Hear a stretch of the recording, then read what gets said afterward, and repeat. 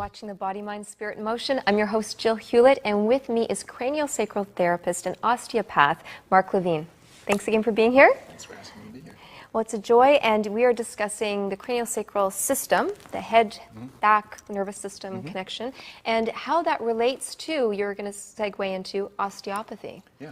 Well, craniosacral therapy is a subspecialty within the broader context of osteopathy. And osteopathy is a medical system that arose out of the 1920s and 30s in the United States.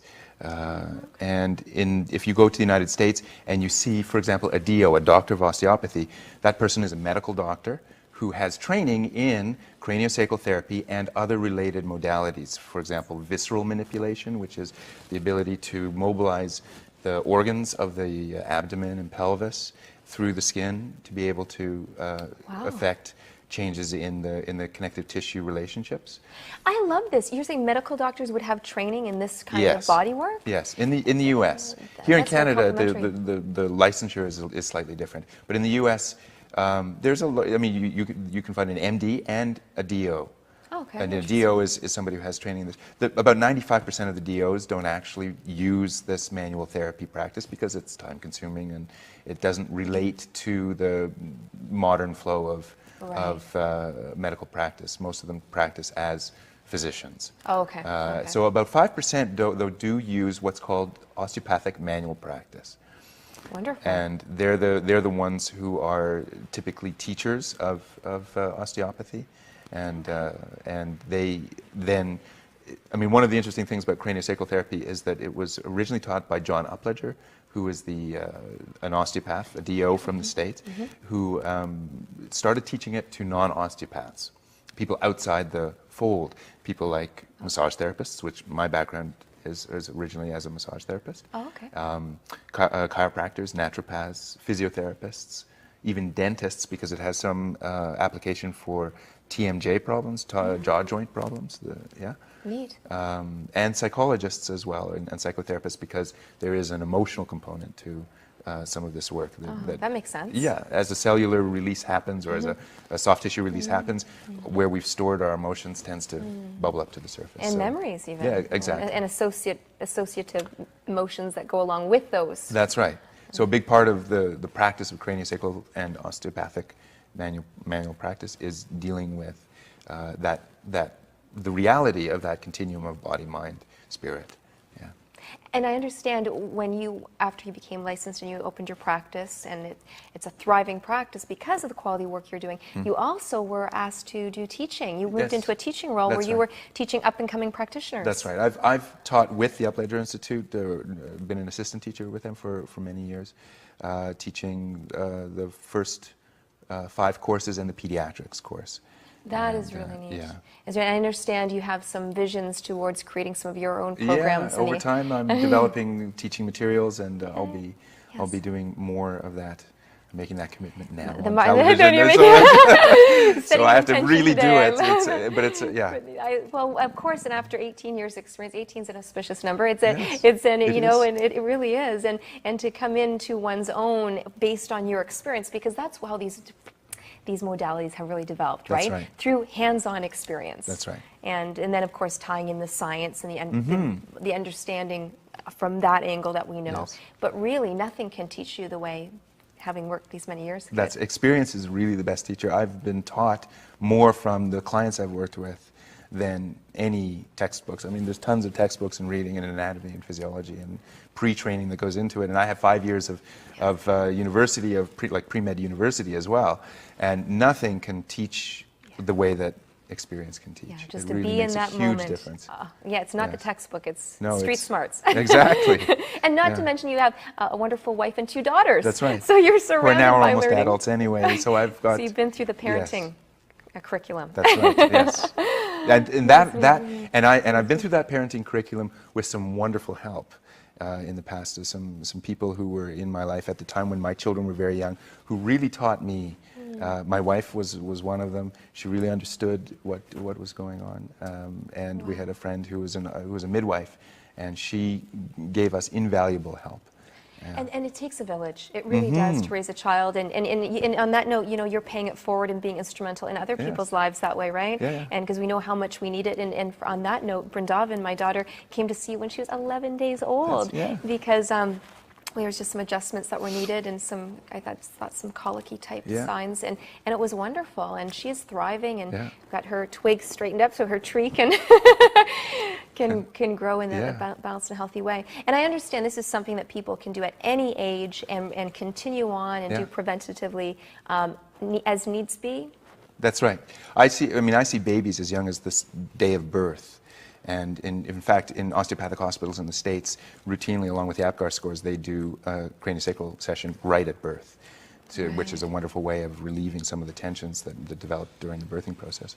So, earlier is better if there are any concerns with an infant. And I see people for trauma and that sort of thing where there's a concentrated program. And also, I see people kind of on an ongoing basis for health. Yeah. And it makes sense because it's to support our immune system ultimately. Oh yes. Right? Yeah. And I feel that the body is it's like Maslow's hierarchy. When we get the base in order, the physicality. Yes. And that was just so appropriate to have you on again because I think in modern day society we need a reminder of that because we're a lot of people are living in the past, living in the future, getting a lot done, but not necessarily being fully here, not even breathing fully. Exactly. After my session with you, I was in the checkout line at a store I went to that afternoon, and I could just feel my whole body breathing. Right. I had no awareness of it. Yes, a sensory awareness. Yes. Sensory is all in the present. And it felt so good, and I thought nothing else mattered. I didn't mind how long I had to wait in that line because I was just breathing and enjoying it. Yeah. And I would imagine people could benefit from more of those experiences throughout the day. Exactly. Infants too. And then, yes. So 咁咧就喺我哋自然療法裏邊咧，其中好重視咧就係我哋個脊骨。咁脊骨唔係淨係講脊椎嘅，仲要包埋我哋個頭顱骨。咁所以咧，今日我好榮幸啦，請到我一位好資深嘅施文灝徒手顱脊治療醫師嚟同我哋講解佢嘅心得喎。咁啊，介紹下我身邊呢位 Dr. C 先。咁我哋通常都中意叫佢做 Dr. C 嘅。咁咧佢自己咧原先咧就喺理工大學讀物理治療㗎。咁啊，然之後咧，再喺港大度咧就讀臨床針灸嘅喎，跟住再讀埋自然療法，所以佢呢一套我哋今日講嘅徒手嘅顱脊治療嘅手法咧，係佢綜合咗3樣嘢嘅心得嚟嘅喎，所以大家家庭觀眾咧就記住留心啲聽啦。咁我時間交俾 Dr. C 啦。不過但係大家都唔係好明喎，咩叫顱脊治療咧？實質係醫邊度同醫啲乜嘢嘅咧？我哋首先知道幾個重要嘅資訊先。第一就係顱骨，其實就係骷髏頭個顱，我哋所謂頭顱骨。脊就脊骨啦。顱脊嘅意思其實咧，我哋有樣嘢要留意咧，就係所謂呢啲腦筍。我哋成日細個講咧，腦筍未生埋咧，其實我哋知道而家嘅醫學知道咧，原來我哋嘅腦筍骨到我哋入土為安，其實都未生埋過嘅。原來呢啲腦筍骨、呢啲腦縫嘅活動咧，原來可以開合咁樣活動嘅。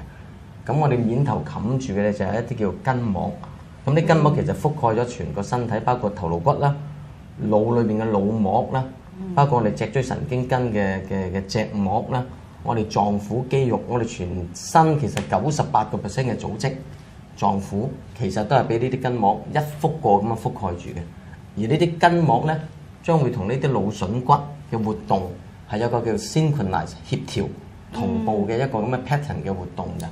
咁其實我哋就係感應呢一啲筋膜嘅活動，去幫佢調適翻嗰個順暢度，從而幫佢改善翻身體健康。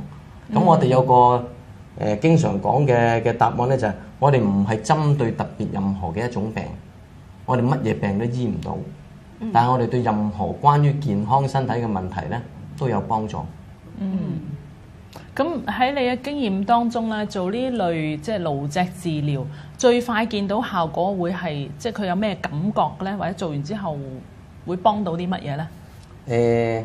頭先我講，因為我哋唔係針對個別嘅身體嘅問題，咁我哋一般都係偏向講叫處理一啲叫慢性或者叫做亞健康嘅問題。咁我哋純粹睇嗰個治療嘅過程咧，就唔係睇嗰個治療嘅健康嘅目的。係睇佢治療時間嘅反應，咁因為我哋都有一啲針灸嘅理論原則咧擺咗落去。我哋做針灸其實就係透過支針喺我哋穴位上面做一啲嘅調針，產生一個叫得氣嘅反應，能夠得到氣咧，嗰個穴位嘅功能咧就可以改善㗎啦。就暢通啦。冇錯啦。咁我哋其實做緊個治療過程，頭先我哋講啦，都係感應緊個筋膜嘅活動。我哋集中睇住嘅咧就係睇佢嗰個叫做一個叫釋放嘅反應。咁我哋有個學術嘅名稱咧叫做excuse me 治癒本能嘅一個釋放反應。咁有兩種釋放反應比較臨床上面比較特別見效嘅咧，第一個叫脈浪圖，即係話我哋掂住佢嘅一啲身體嘅部分，佢慢慢產生一個脈搏跳動嘅反應。咁呢個係一個良性，我哋講即係血液循環嘅反應。第二個咧，我哋叫做一個叫做醉夢嘅反應，英文我哋叫做 holistic 嘅 relaxation。咁佢呢個人嘅狀態咧就好似係半夢半醒，咁我哋叫做醉夢。咁有啲少少似呢個催眠嘅狀態嘅。咁喺個過程咧，佢自己就會有個醒悟，有個得着，關於佢身體健康嘅問題。我諗我用另一個例子去少少介紹下，即係嗰個作用嘅所謂呢個 insight 呢個覺悟係啲乜嘢。咁啊，一個40幾歲嘅軍醫，咁嗰陣時聽完 seminar 就嚟到我哋嗰度咧，要求我哋做啲示範俾佢睇。咁我哋因為佢係軍醫嚟嘅，我哋冇特別嘅問症，咁啊純粹示範下嗰個所謂療程嘅作用。咁佢就同另外2個同事一齊嚟嘅，咁我哋就瞓咗佢上去張床度，我哋就做治療啦。咁15分鐘到佢就已經進入咗呢個醉夢嘅狀態。咁跟住我哋就繼續完成埋我哋嘅療程咧，大概即係45分鐘啦。跟住我哋就行開，佢仲係合住對眼瞓住覺，有少少嘢打鼻鼾咁樣嘅呼吸狀態。我哋就同佢2位同事就企喺側邊繼續等佢。咁我諗我哋等咗半個鐘頭到啦，咁佢就擘大隻眼。咁我哋就話好攰啊你，佢話做咩啊？阻你幾分鐘，好阻你咩？我話唔係幾分鐘咯喎，加埋治療個幾鐘頭咯喎。佢望下個鐘，個幾鐘頭。咁佢話我哋冇特別再去講解其他嘢啦。咁就問佢，咁喺嗰幾分鐘頭先你嘅瞓覺，你有啲咩得着啊？佢第一句嘅答案就話俾我聽，佢要戒朱古力，因為佢係一個軍醫嚟嘅，我哋冇同佢做所有各方面嘅營養嘅分析。3個人點解佢咁主動要上床俾我哋做示範呢？原來佢有一粒南乳花生咁大嘅子宮肌瘤。咁佢自己好多年㗎啦，但係都冇去處理，但係又用唔到其他特別嘅方法。咁但係做緊呢個治療當中，佢係嗰幾分鐘，佢就攞到呢個靈感，呢個覺悟。佢呢粒南乳花生就係同佢食朱古力有關。佢無論開心食好多朱古力，唔開心食好多朱古力。佢老公都係一個軍醫嚟嘅，但係勸無可勸，戒無可戒。但係嗰幾分鐘，即係佢自己繼續講，嗰幾分鐘佢就做咗呢一個決定。去戒咗佢嘅朱古力，咁但係呢個 case 我哋縮短去講啦，咁佢跟住因為要翻溫州㗎啦，9個月之後寄翻張 thank you 卡俾我，攞粒南乳花生唔見咗，唯一一樣嘢嘅改變就係冇食到朱古力喺佢成個生活。咁呢個就係我哋講緊嗰個治療嘅一個濃縮嘅一個個案嘅分享。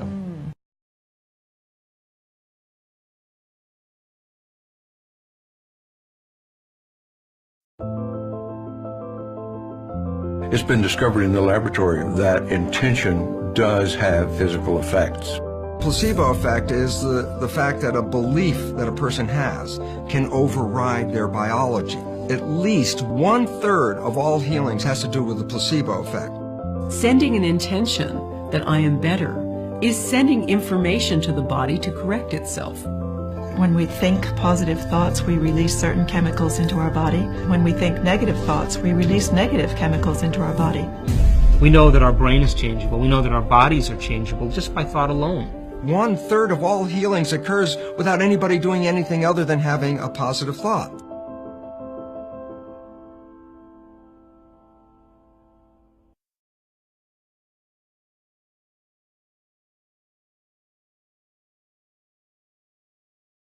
The first thing was somewhat of a look of shock on my face because she was really doing very poorly.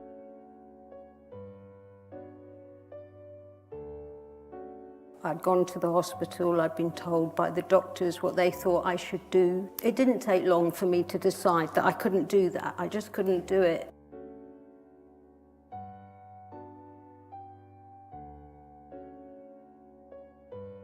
And it became more than just my body, it became humanity's way of dealing with world situations. We think we can just kill for peace. I really found a lot of joy and celebration to be alive, and that was really the feeling that I was going with, was actually, you know, this kind of celebration of life, not this doom and gloom or cancer, whatever. Actually, it was leading me into things I was really enjoying.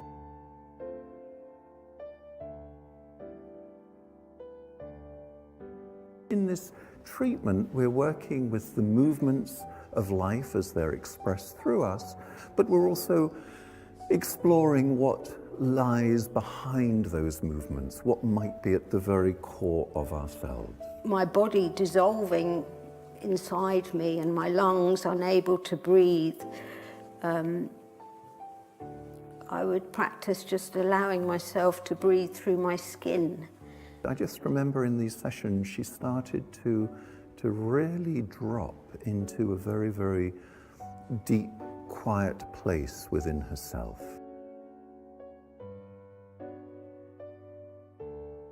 You have to let go of everything that your life has been, and you know, because there's no future, because you can't really go past the next breath. You know, the moment gets right into the present. At times in the hospital, full of tubes and lung drains and stuff, I felt pure joy. I would keep myself awake so that I could keep the breath moving through me, so that that last one didn't just go away, but I could sort of consciously stay conscious. I thought, if I'm still here, how can I die because I'm still here? I feel like this journey hasn't been one of being unwell, it's been a journey of actually getting well, in the sense of getting to the core of my being. If health means wholeness, to be whole, which is what we always are.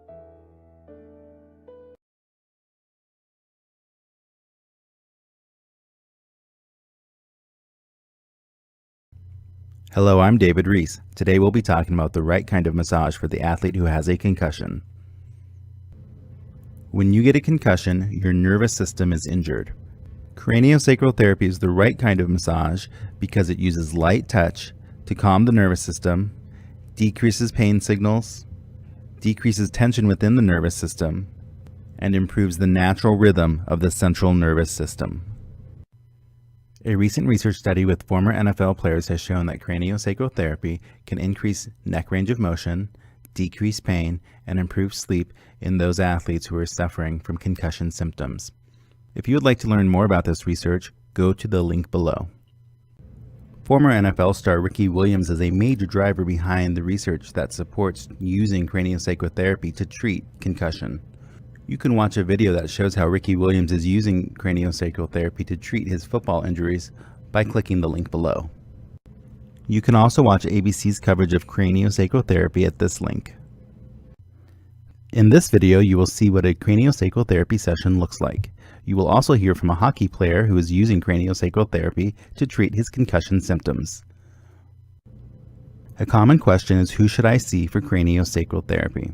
Any licensed healthcare professional, ranging from a massage therapist to a medical doctor, can deliver craniosacral therapy services. However, the best option is the healthcare professional with the most training and the most practice in craniosacral therapy. The professional with the most practice in craniosacral therapy will deliver the best results for you.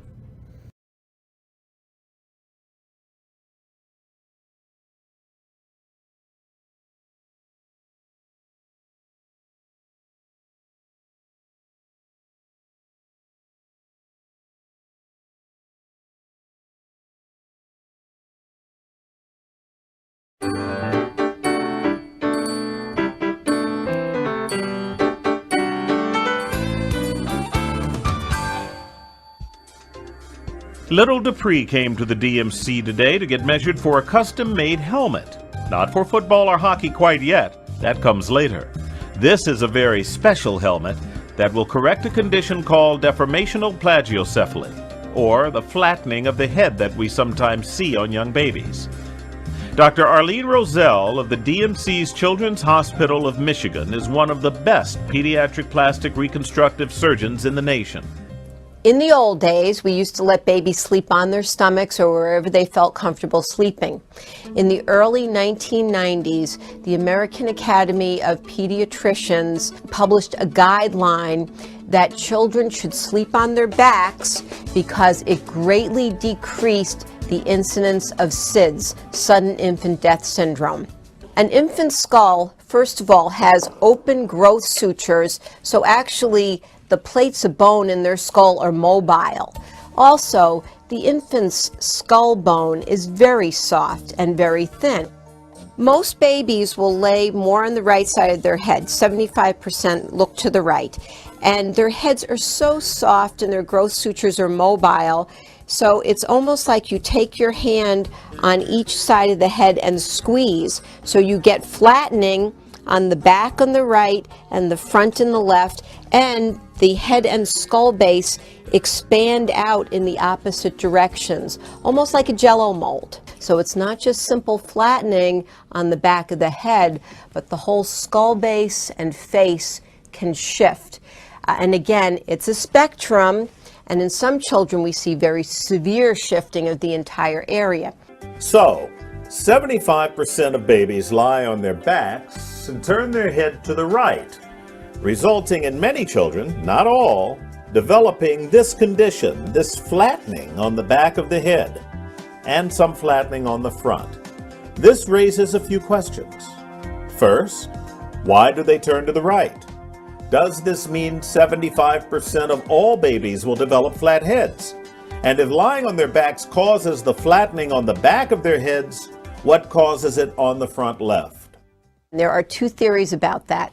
One is that the positions most babies are in as they come down the birth canal and get born is that they're called LAO. They turn slightly to the one side, so there's a little more pressure on the right back side of the head.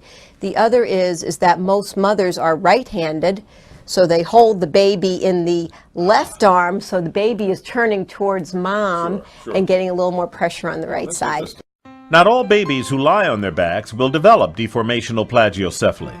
And the reason for the flattening on the front left? The bone of the skull in infants is so thin and soft. As the baby lies on its side with the weight of the brain pushing down on the back right and out on the sides, the front left goes down simply by gravity due to the very soft nature of the bone. So, just how common is deformational plagiocephaly?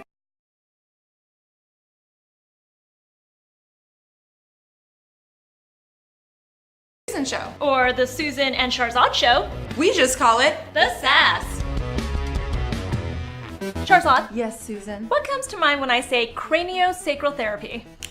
I don't know. Something with the brain, maybe? Yeah. So to be fair, I had no idea what it meant either until I actually had a treatment done. So you guys all know, I'm pregnant still. Oh. Somewhere in like the second trimester, I started to feel some pain in my back, and it's because this little guy has decided to move over to only one side of my belly. And so I was getting a massage, a prenatal massage, and the masseuse recommended that I see a woman named Diane Black. She is here in Santa Monica, that's where we're at today. We're gonna see her because she is an acupuncturist, but so much more. Yes. She offers this treatment, and it's basically manual therapy. It's really cool because she can work on people that obviously are pregnant, post-preggy, and little babies. So baby Cyrus is here today, and he's... All right, we can take care of that sacrum. So if you would lift just a little bit for me, that's enough. I'm just gonna slide one hand there, and one hand here, and let your body weight really settle onto my hands. Close your eyes, I think it's more relaxing. And you can feel how your sacrum is settling. Feel that? This is gonna help your sleep. So that line of tension that's coming all the way down here, goes all the way into here. Ooh, yeah, I feel that. So the nice thing is that I can just get it to release from here. I don't have to work on your whole body. And this is actually a neural manipulation technique. That is a nerve that I'm on. So you can see I'm using very little pressure. There it goes. So you know, Is that better? Mm-hmm. See? I was so surprised by how light your touch is. Until I had spoken with you and had a treatment with you, I had no idea that babies could be treated. So what would you do with this guy? And can we see? Yeah, he's also bloated as well. So I always like to just create more harmony.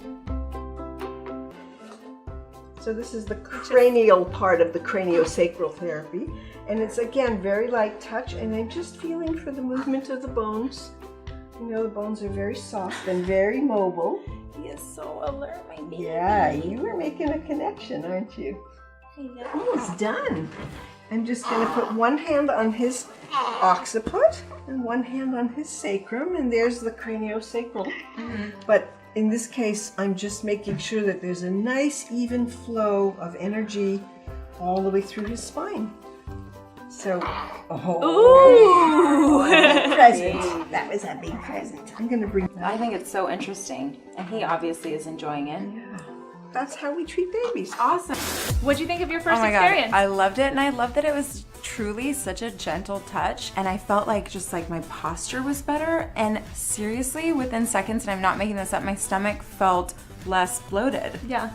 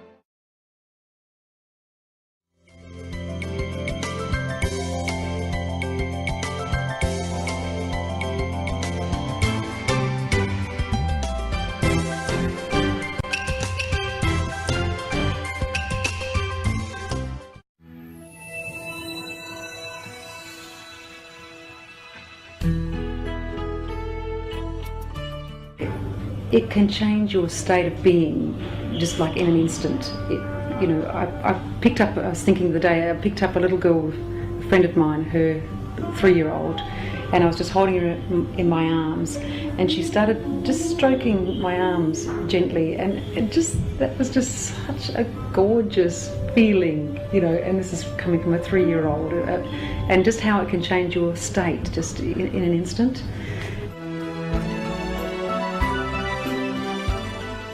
Quantum touch is an energy healing modality.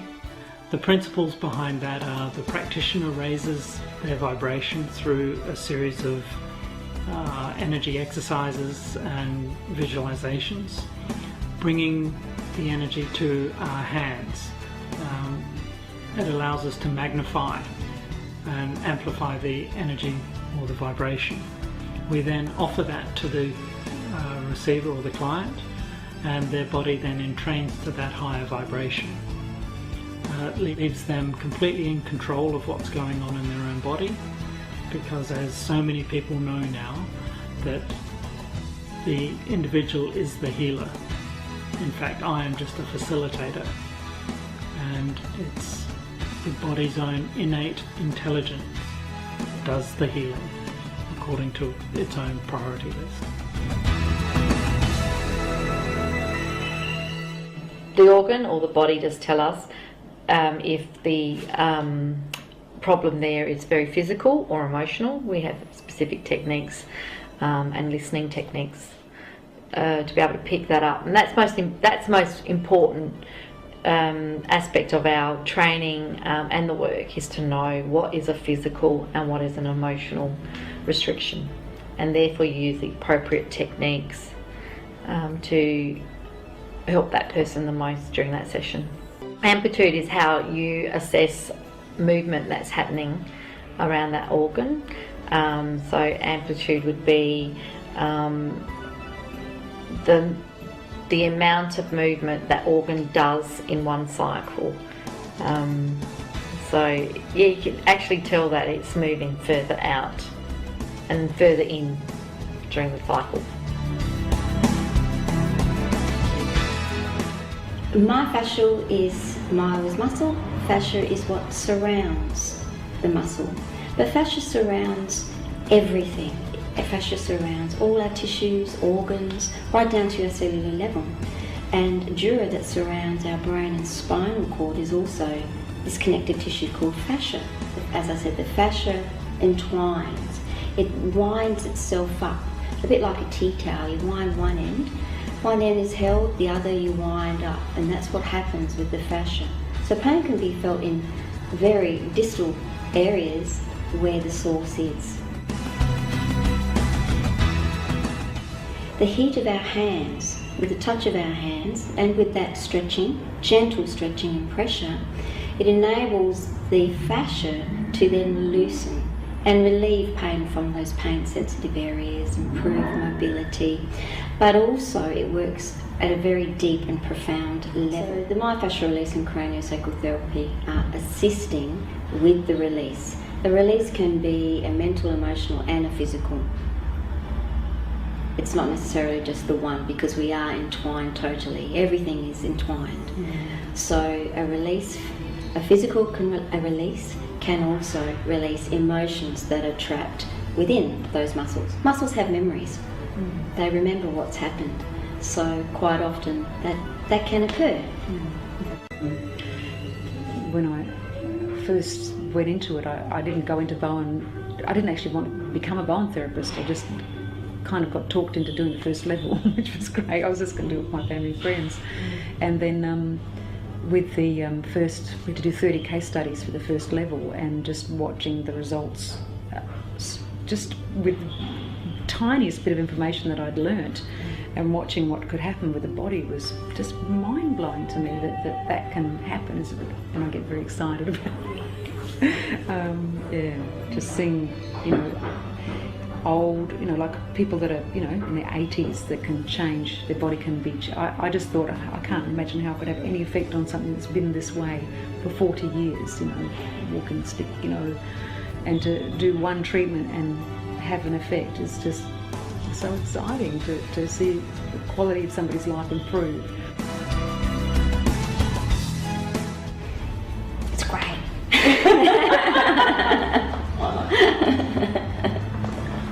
I love it.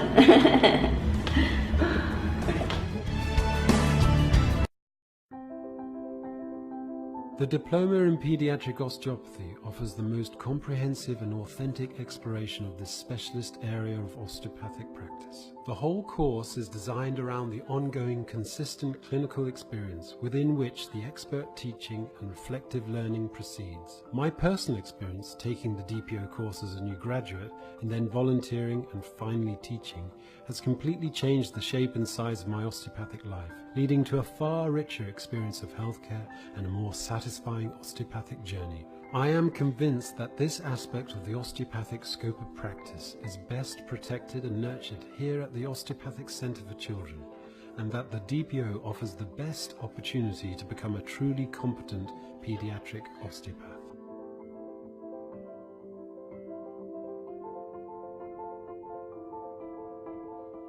The hub of the DPO course is the unique clinical experience. We have a very busy clinic, seeing up to 100 patients a day, with a consultation and treatment taking place in a vibrant open-plan space. This is a groundbreaking model which has been copied in postgraduate teaching across Europe. Weekly attendance ensures that there is a continuous experience for the students. Learning is shared and collective, and the treatment, while individual, often feels collaborative and community-based. Osteopaths and patients experience a more integrated and connected osteopathy. The program is tailored to the needs of the practical osteopath. Written work, seminars, tutorials and assessments all support the clinical experience.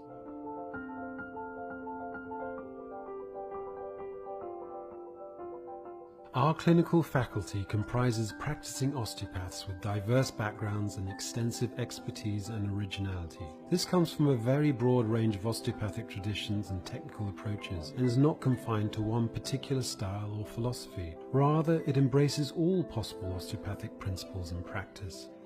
Each student manages an ongoing patient list, maintaining continuity of care. As an autonomous practitioner, you see your own patients, monitoring and learning from their progress, while other students and tutors may assist in treatment and share the encounter.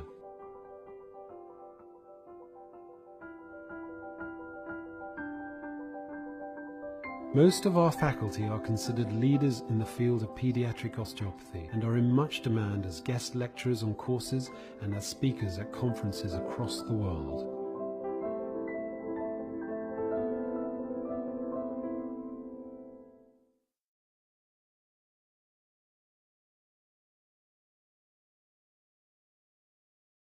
係突然間喺1個月裏面高2個 cm 咯，咁就因為佢即係呢個係一個我哋 unexpected 嘅，即係嗰個高度係會高咗咯，仲會咁。呢個就係阿心月啊！你上嗰班上完咗之後，又再有幫下心月做過。頭先你咪啱啱有句 comment 嘅，你治療師咁都喺個鏡頭裏邊又講多次啦。係啦，咁我哋咪係咯，即係學咗之後咧，開始就即係捉住佢，盡量抽時間咁同佢做啦。咁佢係即係佢自己都有做啲物理治療嗰啲嘅。咁嗰度啲姑娘就話佢我進步得好快喎，攞飛躍就1-2個月。係啊，即係總之係我哋學咗開始咯。咁就話佢攞飛躍進步大獎啦咁講，佢因為進步得好快。太你介紹下。係因為我小朋友咧就有自閉症嘅，咁所以我就去多偷師嗰度咧做咗幾次治療之後咧，個仔就見到改善咗。咁你講佢之前做咗3年半嘅針灸，係啊，就結果麻麻地嘅。3年半嘅針灸就唔及3次嘅顱體骨治療。咁就而家就學埋諗住幫下小朋友。係啦，即係睇下會唔會仲改善得好啲，因為日日做會始終都好過1週做1次咁樣。我個小朋友佢就係有自閉症傾向嘅，咁跟住帶咗去揾咗Uncle Bud 做咗治療啦。幾大啊？佢而家5歲10個月，但係佢做咗2次咧，已經覺得個效應已經好明顯啦，即係已經開始講一啲説話係點啊有文有路啊。咁針灸就唔得啦，針灸佢直情係恐懼嘅，佢試咗去就針咗1針啫，咁癲唔係淨係癲啊，佢淨係發癲咯，嗰個程度係你會覺得就算俾你針到都得不償失。咁我而家做咗睇下先個零月，咁其實都幾有進步咯。係朋友嘅護士啊嘛，護士啊嘛，係啦。上咗堂之後咧，只係上第1堂嘅，跟住我就好大膽地每一晚幫阿女做1個鐘頭嘅1個鐘頭，直至而家係冇停過。咁個功效係非常之大，同埋我而家直頭係完全喺做第1個 course 嘅時間之內咧，我已經係停咗精神科嘅藥物。自此之後咧，我就好深信我隻手係有能力嘅。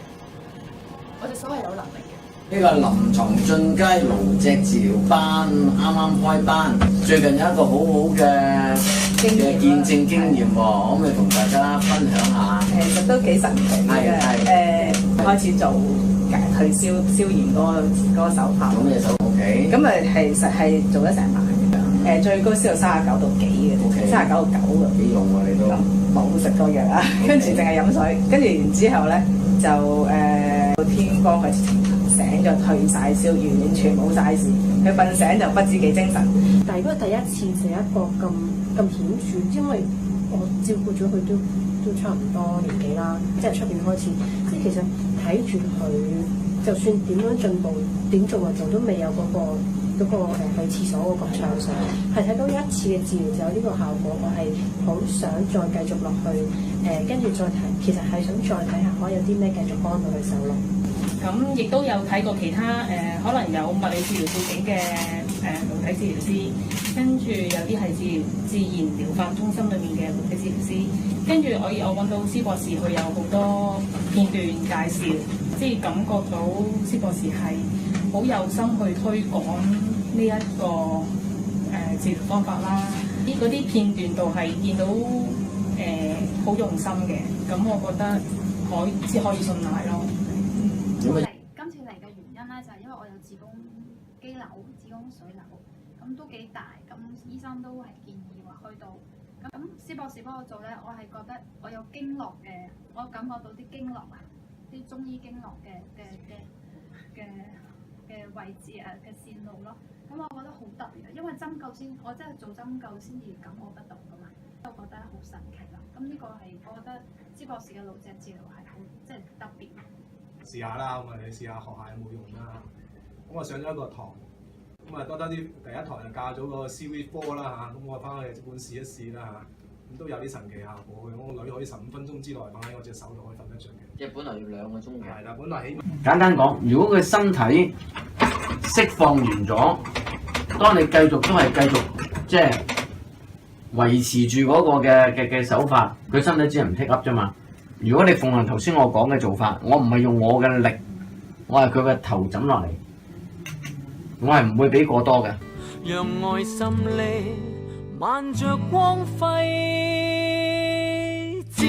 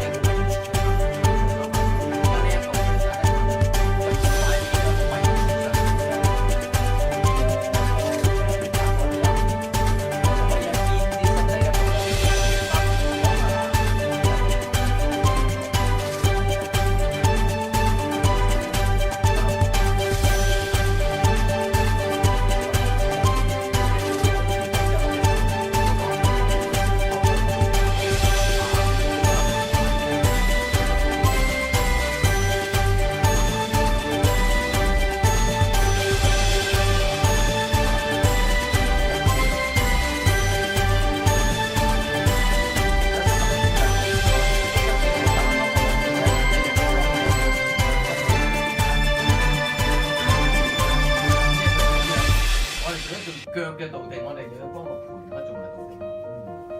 即係話，如果呢兩隻腳擺得靚靚實，點兩個字，乜導地都唔使啲理。咁我哋就爭取時間就做上邊嗰啲啦嘛，因為下邊就係做清。